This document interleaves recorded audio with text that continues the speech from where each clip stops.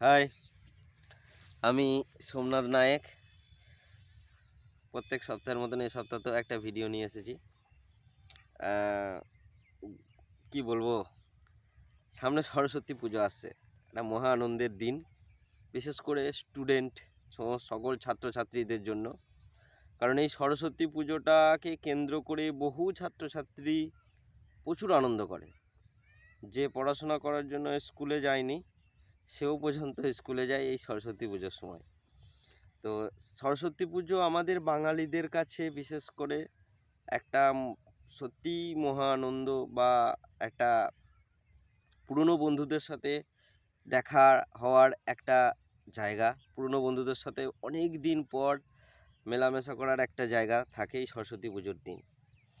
সরস্বতী মা হচ্ছে জ্ঞানের দেবী,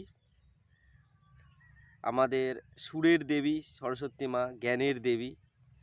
তো আমরা প্রত্যেককে সরস্বতী মাকে পুজো করি, আরাধনা করি, যাতে আমরা অনেক ভালো জ্ঞান লাভ করতে পারি এবং আমরা অনেক ভালো সুর ছন্দ লাভ করতে পারি তার জন্য। তো আমি কিছু কথা বলবো, সেটা হলো, দেখো, সরস্বতী পুজো আনন্দের দিন, আনন্দ করো, খুব ভালো। মা সরস্বতীকে ভক্তি ভরে আরাধনা করো, স্মরণ করো ওনাকে। কিন্তু সমস্ত ছাত্রছাত্রীদেরকে বলবো যে সরস্বতী মায়ের শুধু আরাধনা করলেই হবে না। ওনার আরাধনা যেমন করা দরকার, সেরকম ওনাকে মানতে হবে, ওনাকে মান্যতাও খুব দরকার। জ্ঞান তখনই অর্জন করা যায় যখন সেই জ্ঞানটা অর্জন করার জন্য আমি কিছু পড়াশোনা করব ভালো করে, বা দেখা যাচ্ছে যে আমার ইচ্ছা হচ্ছে কিছু অর্জন করার, বা সেই জায়গাটা তখনই কিন্তু সেই মানে মনোবাসনাটা পূর্ণ হয়। তবে কিন্তু সরস্বতী মায়ের আরাধনা করে কিন্তু কিছু পাওয়া যায়, মানে জ্ঞান লাভ করব এই ইচ্ছাটা থাকা দরকার। মায়ের আরাধনা করলাম, পুজো করলাম, আর আমি জ্ঞানী হয়ে যাব, বুদ্ধিমান হয়ে যাব, আমি পরীক্ষায় পাস করে যাব, সমস্ত সমস্যা থেকে সমাধান পাবো না। আমাকে জ্ঞান অর্জন করতে হবে, তার জন্য একটা উচ্চ আকাঙ্ক্ষা দরকার। তার জন্য আমাকে অনেক পড়াশোনা করতে হবে, অনেক মানুষের সাথে মিশতে হবে, ভয় খেলে চলবে না। অনেক কিছু থেকে অনেক কিছু শেখার আছে, সেইগুলোকে কিন্তু আমাকে আগ্রহটা থাকতে হবে, এটা খুব দরকার। আর একটা কথা বলবো যে পুজো করা, আনন্দ করা একটা আলাদা জিনিস। পুজোর মধ্যে থেকে আনন্দ, এটা আলাদা জিনিস। একটা ভক্তির মধ্যে থেকে একটা আনন্দ, আলাদা জিনিস। তো সেই আনন্দটাতেই সবাই সামিল থেকো। প্রত্যেককে বলবো যে উল্টোপাল্টা প্রলোভনে পা দেবে না। প্রত্যেক স্টুডেন্ট ছাত্রছাত্রীদেরকে বলবো, বাচ্চা থেকে বড় সকলকেই, উল্টোপাল্টা প্রলোভনে কেউ পা দেবে না। তোমরা এখন অনেক অল্প বয়স, তোমাদের এখন অনেক কিছু বোঝার বাকি আছে, অনেক কিছু জানার বাকি আছে। ফ্যান্টাসি দেখাতে গিয়ে বা এই সোশ্যাল মিডিয়ার দুনিয়ায় নিজের ফলোয়ার্স, ফ্যান বাড়ানোর জন্য আমরা অনেকেই অনেক কিছু ইললিগ্যাল, অসৎ কিছু কর্ম করে থাকি, যেটার ফল হয়তো এখন পাই না, কিন্তু ভবিষ্যতে বুঝতে পারি যে আমি কি ভুলটা করেছিলাম, বা ভবিষ্যতে যখন আমরা সেই ফলটা পাবো তখন খুব খারাপ হবে, অনুশোচনা হবে, কিন্তু এই সময়টা আর ফিরে আসবে না। কারণ সত্যি কথা বলতে ঈশ্বর মহান, মহান, এবং তিনি প্রত্যেকের জন্য ভালো কিছু করেন। কিন্তু সমস্যা হচ্ছে এক জায়গায়, যে ঈশ্বর যে কোনো কর্মের ফল সঙ্গে সঙ্গে দেন না। ঈশ্বর যে কোনো কর্মের ফল অনেকটা দেরিতে দেয়, এটাই হচ্ছে বড় প্রবলেম। যদি সঙ্গে সঙ্গে ফল দেয় না, তাহলে আমরা অনেক কিছু বুঝতে পারি, কিন্তু যেহেতু দেরিতে ফলটা দেন, যখন বুঝতে পারি তখন অনেকটা সময় চলে যায়, তখন আফসোস করি, কান্না আসে চোখ দিয়ে, মনে হয় কি ভুল না করেছি আগামী গত জন্মে অথবা গত দিনগুলোতে আমরা কি ভুল নাই করেছি।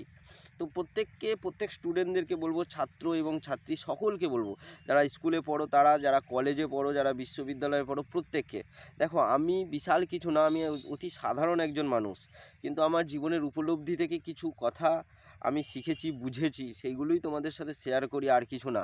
তো একটাই কথা বলবো, যে ঈশ্বর মহান, ঈশ্বর সব কিছু দেখতে পান। ঈশ্বর না দেখতে পেলেও একজনা দেখতে পান, তিনি হলেন ধরিত্রী মাতা। এই ধরিত্রী মাতা তোমার সব কিছুই দেখতে পায়। তাই তোমার প্রত্যেকটা কর্ম, প্রত্যেকটা কাজের হিসেব কিন্তু তিনি দেবেন, প্রত্যেকটা ফল তোমাকে ভোগ করতেই হবে। এইবার সেই ফল কখন ভোগ করবে, কখন কিভাবে তোমার জীবনে তোমার কর্মের ফল তোমার জীবনে আসবে তুমি নিজেও জানো না, রিয়েলি বলছি, নিজেও জানো না। আমরা অনেক সময় অনেক দুঃখ কষ্ট হলে অনেক সময় ভাবি যে হায় ভগবান, আমার কপালে কেন এত দুঃখ, এত কষ্ট, এত সমস্যা কেন হলো। বাট অতীতে আমরা এমন কিছু করে এসেছি যার জন্য আজকের এই সমস্যা আমাকে ভুগতে হচ্ছে। সেই জন্যে বলবো যে টিনেজার্স বয়স, অল্প বয়স, বা দেখা যাচ্ছে তোমাদের এখনও সেইভাবে ম্যাচিউরিটি আসেনি, হুটহাট কিছু সিদ্ধান্ত নেবে না।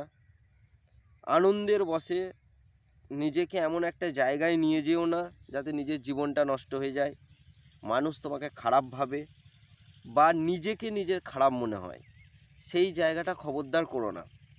কারণ আমরা এক হচ্ছে রেগে গেলে, অহংকার হলে আমরা ভুলভাল সিদ্ধান্ত নিই, আর প্রচণ্ড আনন্দের মুহূর্তে আমরা ভুলভাল সিদ্ধান্ত নিই। সরস্বতী পুজোর সময় তো রেগে যাওয়ার কোনো ব্যাপার নাই, সেই সময় আমরা নতুন ড্রেস পরি, মা সরস্বতীর আরাধনার জন্য স্কুলে যাই, কলেজে যাই, বিভিন্ন জায়গায় ঘুরতে বেড়াতে যাই, বিভিন্ন জন বন্ধু বান্ধবদের সাথে, মহা আনন্দের দিন একটা। কিন্তু এই মহা আনন্দের দিনেও আমাদের দিক ভ্রষ্ট হয়ে যায় অনেকে আছে তারা সেই সময় অনেক ভুলভাল সিদ্ধান্ত নিয়ে ফেলে, অনেকে আছে তারা কি করা উচিত আর কি উচিত নয় সেটা বুঝে উঠতে পারে না। তার ফলে দেখা যায় একটা মারাত্মক সমস্যার সম্মুখীন হয় ভবিষ্যতে, এখন নয় ভবিষ্যতে। তো সেই জন্যেই বলবো যে বি কেয়ারফুল, সাবধানে থাকো, ভালো থাকো, প্রত্যেককে মজা করো, আনন্দ করো, জীবন একটাই, জীবনটাকে উপভোগ করো, কিন্তু সেটা সৎ পথে সৎভাবে। একটা জিনিস মানি, কোনো না কোনো এক সময় আমিও অনেক খারাপ কর্মের সাথে যুক্ত ছিলাম, বা অনেক কিছু নিজের অজান্তে জানতে অনেক কিছু খারাপ কিছু করেছি আমি সেটা স্বীকার করছি। বাট 30 বছর বয়সের পর জীবনে এমন একটা উপলব্ধি হয়েছে না, এমন একটা জিনিসের সন্ধান আমি পেয়েছি যার দ্বারা বুঝেছি যে সত্যিই আমাদের জীবনটা কত সুন্দরভাবে কাটানো যায় যদি আমরা চাই। তো সেটাই বুঝেছি। একটা জিনিস মনে করি যে মহান ঈশ্বর এই বিশ্বে, এই পৃথিবীতে প্রত্যেকটা মানুষের জন্য অনেক ভালো কিছু রেখে দিয়েছে, মানে ভালো কিছু সৃষ্টি করেছেন, কিন্তু সেই ভালোটার আমরা উপভোগ করতে পারছি না। তার একটাই কারণ, আমরা মানুষরা যে জিনিস সৃষ্টি করেছি সেটার উপভোগ করতে গিয়ে মহান ঈশ্বরের সৃষ্টিটা আমরা উপভোগ করে উঠতে পারছি না। এটা একদম আমি গ্যারেন্টি সহকারে বলতে পারি। আমরা মানুষ যে জিনিস সৃষ্টি করেছি তার উপভোগ করতে গিয়ে, তার মজা নিতে গিয়ে, তার আনন্দ নিতে গিয়ে মহান ঈশ্বর যে জিনিস সৃষ্টি করেছেন তার আনন্দ উপভোগ আমরা করতে পারছি না। তো সেই জন্যে বলবো সচেতন হও, বি কেয়ারফুল, ভালোভাবে মানুষ হয়ে থেকো, জীবনে ভালো কিছু করার আছে, অনেক বড় হওয়ার আছে, নিজেদের স্বপ্নগুলো পূরণ করার আছে, এবং তার সাথে সাথে অনেক মানুষের স্বপ্ন পূরণ করার আছে, অনেকজনকে ভালো পথ দেখানোর আছে, অনেক কিছু করার আছে জীবনে। সেই জন্য বলবো অতি সহজে নিজের জীবনটা নষ্ট করে দিও না, ঠিক আছে? সরস্বতী পুজো কাটাও, খুব ভালো করো, মজা করো, আনন্দ করো, মা সরস্বতীর আরাধনা করো, ভক্তি ভরে আরাধনা করো, নিজের সর্বস্ব ভক্তি দিয়ে ওনাকে স্মরণ করো, উনি তোমাদের পথ দেখাবেন, এটুকুনি আমার বিশ্বাস, এটাই আমি বলতে পারি। তো সেই জায়গা থেকে একটাই কথা বলবো যে বারবার বলছি, এই কেয়ারফুল, এই সরস্বতী পুজোর সময় আমরা অনেক ভুলভাল সিদ্ধান্ত নিয়ে ফেলি, সেই ভুলভাল সিদ্ধান্ত থেকে যাতে তোমরা সচেতন হতে পারো, তাই আগে থাকতে একটা ভিডিও আমি ইউটিউবে এবং আমার ফেসবুক পেজে আমি দিয়ে দিলাম, তোমরা এই ভিডিওটা প্লিজ দেখো, এবং ভালো লাগলে সকল শেয়ার করো, যদি মনে হয় যে না দাদা ভালো বলছে বা দাদা ভালো কিছু কথা বলছে, তাহলে অবশ্যই শেয়ার করবে ভিডিওটা, তাতে করে হয়তো কোনো না কোনো স্টুডেন্ট বা যে দেখবে এই ভিডিওটা তার মনে একটু হলেও নাড়া দেবে যে না দাদাটা খুব সুন্দর একটা কথা বলেছে, সত্যিই তাই, আমাদেরকে ভেবেচিন্তে সিদ্ধান্ত নেওয়াটা উচিত, ভুলভাল সিদ্ধান্ত নেওয়াটা উচিত নয়।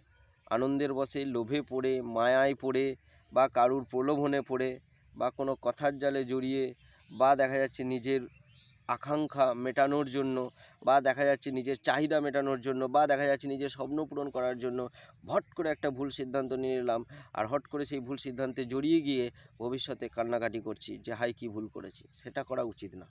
ওকে, সকলে ভালো থাকবে। Wish you all the best.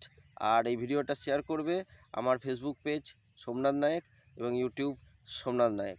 ভালো থাকবে। Wish you all the best. Saraswati পুজোয় সবাইকে শুভেচ্ছা, ভালোবাসা, অভিনন্দন। মা সরস্বতী সকলের প্রতি কৃপা করুক, সকলকে ভালোবাসা দিক, সকলকে প্রেমে ভরিয়ে দিক। মা সরস্বতীর ভালোবাসা এবং কৃপা সকলে পাক, এটাই আমি মা সরস্বতীর কাছে প্রার্থনা করি। ভালো থাকবে। Wish you all the best.